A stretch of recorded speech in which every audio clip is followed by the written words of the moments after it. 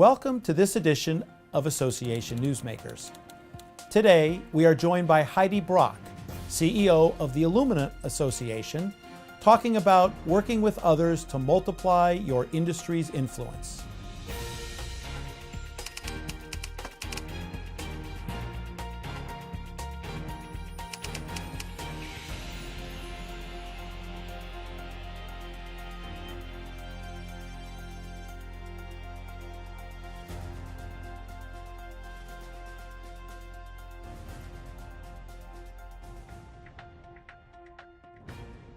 Heidi was recently named chair of the National Association of Manufacturers Council of Manufacturing Associations for 2016.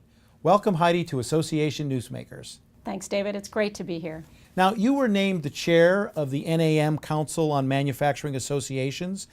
How do you intend to help build that organization and improve their effectiveness? The Council is an affiliate group of the National Association of Manufacturers, and there are nearly 260 manufacturing associations that are members, and it's just this tremendous and powerful group of relationships of all of us who are out there trying to promote manufacturing, put a modern face on manufacturing, and we're all bonded together through the CMA.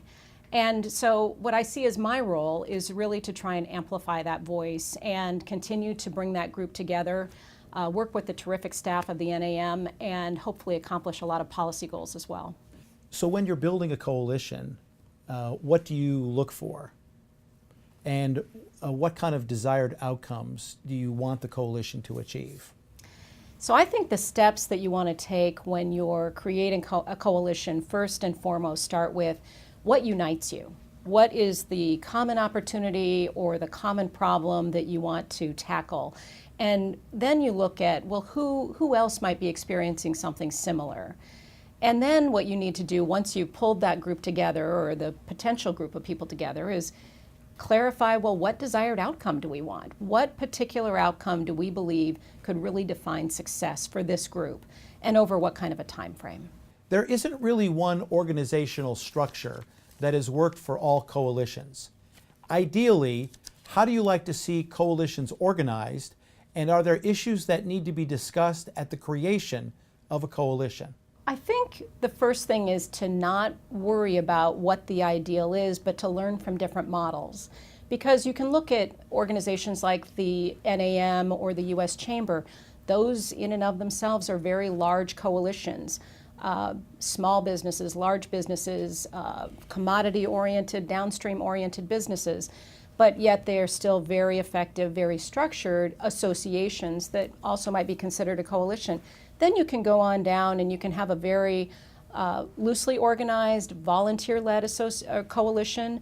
It might be a coalition of other associations in a commodity space, or perhaps uniting you around an energy issue, a trade issue, whatever that might be. So I think you need to stay flexible as you look at what's the right structure and what fits the time and place for the coalition. Are there issues that you would recommend avoiding either in the creation or the ongoing operations of a coalition? I can't really think of something I wouldn't want to be off the table, because I think one of the real opportunities when you're in a coalition is you're agreeing to be in relationship with other organizations. And so if there are issues or questions that you think need to be off the table, most likely they need to be on the table up front in the beginning, helping you explore those issues to see if they're going to be problems for another one of the members of the coalition. So I'd encourage you to look at, again, what unites you, what's your purpose for coming together, but then if there are questions about some downstream issues, up front it's probably a good idea to go ahead and talk about those things and explore whether they're going to be problems. Sometimes coalitions outlive their purpose or usefulness, but inertia seems to keep them alive. Have you witnessed this, and what advice would you give to others to keep coalition activity effective and efficient for organizations? My advice for making sure that the mission and the purpose is still ringing true is to set a milestone date. Maybe it's the budget cycle or the beginning of the year, whatever that might be, but set a time where you're going to candidly review what are the goals and what's the purpose, what's expected in the coming year. And if there's a budget associated with that, that always brings some closer attention, perhaps, is when there's some dollars attached. But I think the real opportunity is to have the conversation around what's the expectation from the coalition for the coming year.